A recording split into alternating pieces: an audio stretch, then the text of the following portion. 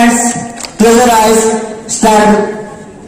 प्रदान कर कि आत्मसंयम, परोपकार व सहयोग की भावना विकसित करते हुए बल बुद्धि व विद्या का संगठित होकर अनुशासन व सहिष्णुता की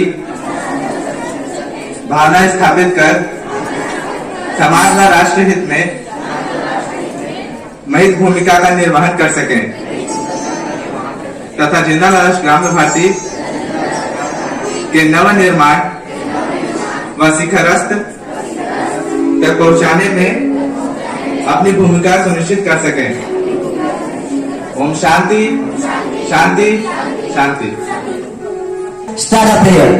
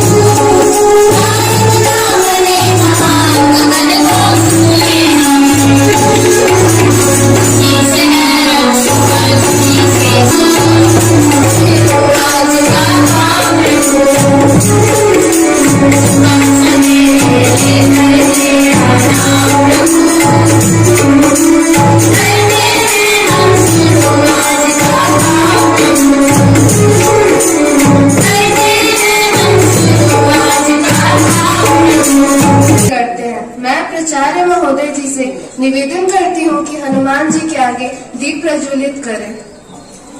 For respected principal sir, teachers and my dear students, I Mrs. Sushila Srivas feeling very grateful to get this opportunity to explore our slogan. And today is Saturday and every Saturday is decided to explore the slogan in Hindi and Sanskrit. अध्यापन व अंतर्निहित विद्यार्जन। चरमोत्कर्ष अध्यापन व अंतर्निहित विद्यार्जन को हम मूर्त रूप प्रदान करने के लिए केवल विद्यार्थियों को ही नहीं बल्कि शिक्षकों का भी उत्तरदायित्व निहित है। शिक्षक अपने गुण ज्ञान विद्यार्थी को प्रदान करें जिससे विद्यार्थी लाभान्वित हो सके। मनसा वाचन कर्मणा अध्ययन से अध्यापन कराना भी शिक्षक का दायित्व होता है। इसके अलावा धर्म विज्ञान नैतिकता का ज्ञान देकर विद्यार्थियों के व्यक्तित्व की शोभा बढ़ाना भी हम शिक्षकों का कर्तव्य है। अतः संपूर्ण ज्ञान प्रदान करना ही चरमोत्कर्ष अध्यापन होता है। अंतर्निहित विद्यार्जन से आशय है विद्यार्थियों में अंतर्निहित गुणों का विकास करना, जैसे अनुशासन, समय का पालन, आज्ञाकारी, नेतृत्व की भावना। इन सभी गुणों को विद्यार्थियों में विकसित कर हम सर्वांगीण विकास में सहयोग कर सकते हैं। क्योंकि चहुमुखी विकास के लिए शिक्षक एवं विद्यार्थियों दोनों को प्रयत्नशील रहना पड़ेगा। तभी हमारा स्लोगन मूर्त रूप साकार लेगा। Okay, thank you students. I am Janvi Sharma from class 12. Hanuman जन्मोत्सव के इस पावन अवसर पर आइए सर्वप्रथम हनुमान जी की स्तुति करते हैं। मैं विद्यालय के प्राचार्य महोदय जी से निवेदन करती हूँ कि वे हनुमान जी के आगे दीप प्रज्वलित करें।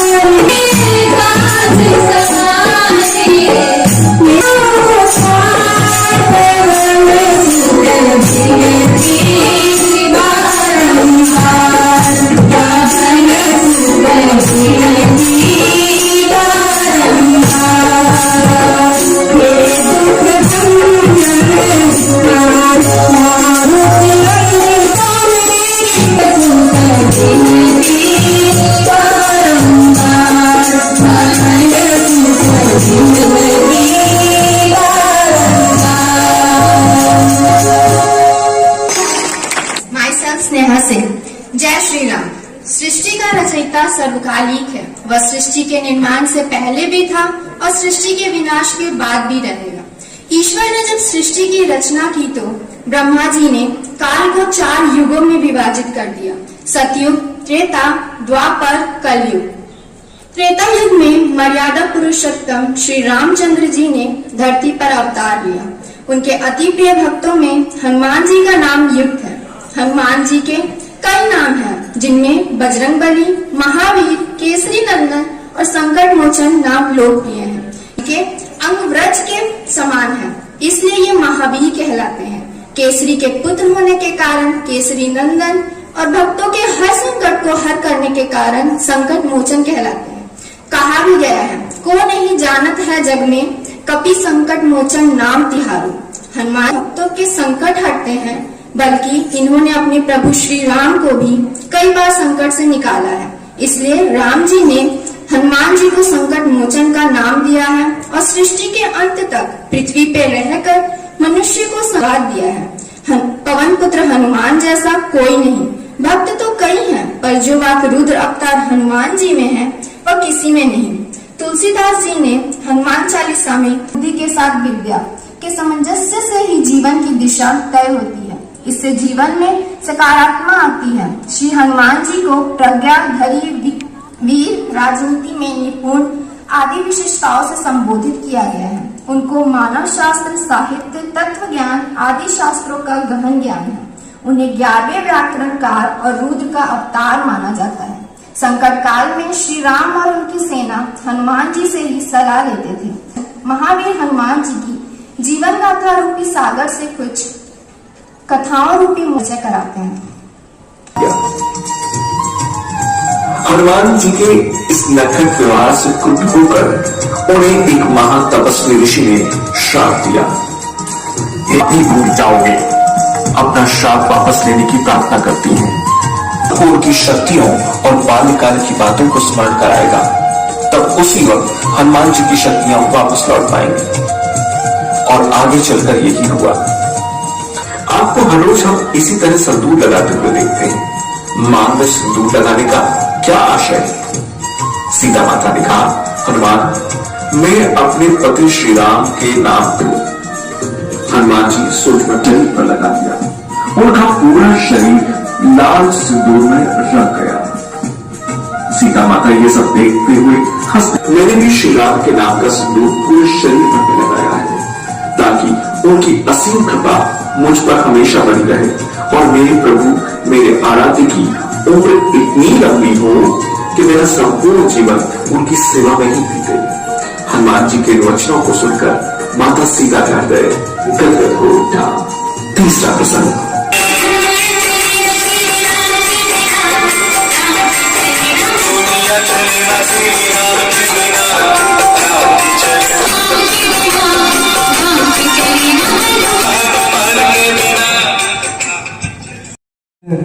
जिंदल आदर्श ग्राम बाटी के जो विधा है, शिक्षा, संस्कृति, अनुशासन, क्रीड़ा के तहत कार्य करने वाली आदर्श भारतीय शिक्षण समिति के द्वारा संचालित विद्यालय में समय समय पर लगातार आप शिक्षा के अतिरिक्त संस्कृति की बात भी करते हैं।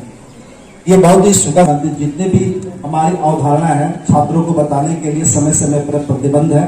और आज इसी कार्यक्रम में, इसी कड़ी में आप सभी ने देखा कि श्रीमती वंदना तिवारी द्वारा और साधना चौबे के द्वारा ये प्रस्तुति आज की प्रस्तुति में हनुमान जयंती से संबंधित सारी चीजें आपको बहुत ही कम समय में बताने की कोशिश की गई है।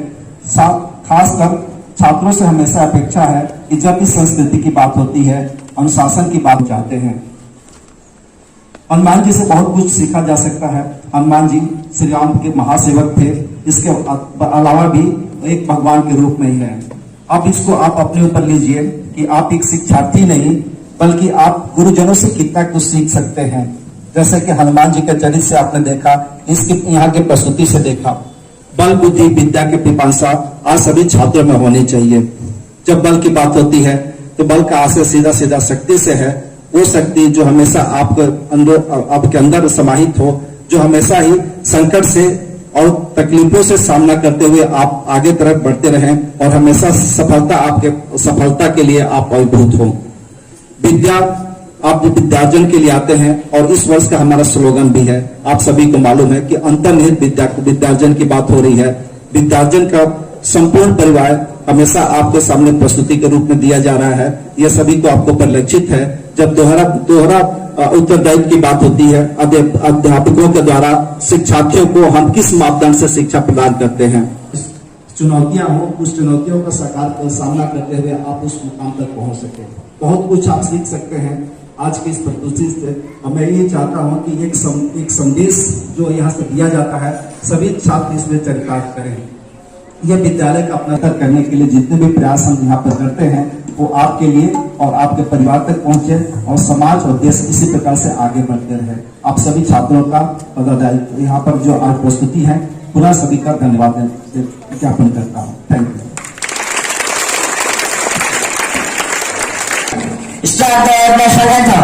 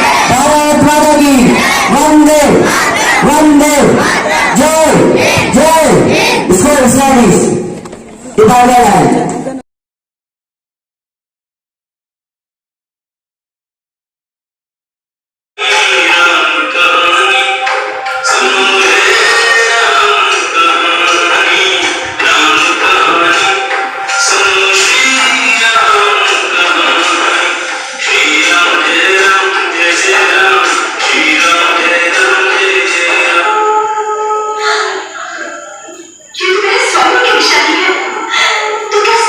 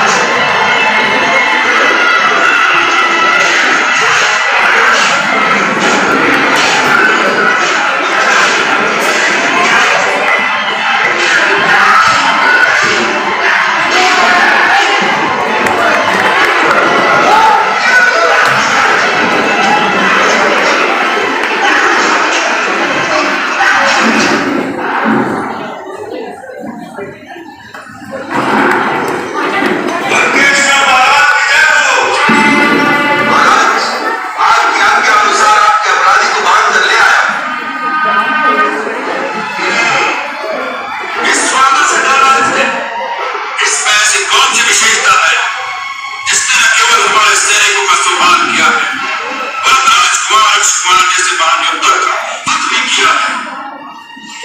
महाराज, ये देखने में जितना सीधा है, वास्तव में उतना सीधा साधा नहीं। ये परम मायावी है, अनेक प्रकार की छल विद्याएं जानता है, इसलिए किसी के वश में नहीं आ सकता। इसके साथ युद्ध करते समय एक बार तो मैं भी विचलित हो गया, फिर ब्रह्मास्त्र का प्रयोग करके मैंने इसे अपने वश में किया। इसके लिए तुम्हें ब्रह्मास्त्र चलाना पड़ा। जी पिताश्री।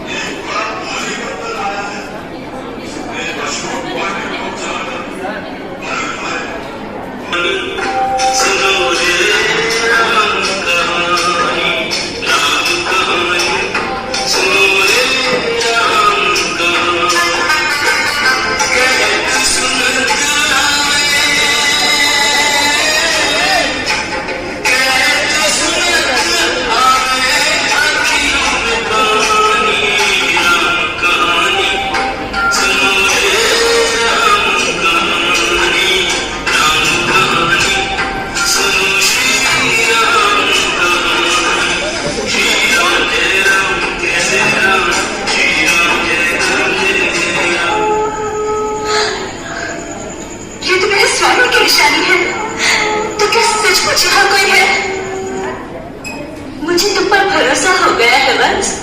अब तुम अपने वास्तविक रूप में आ जाओ। जय श्री राम।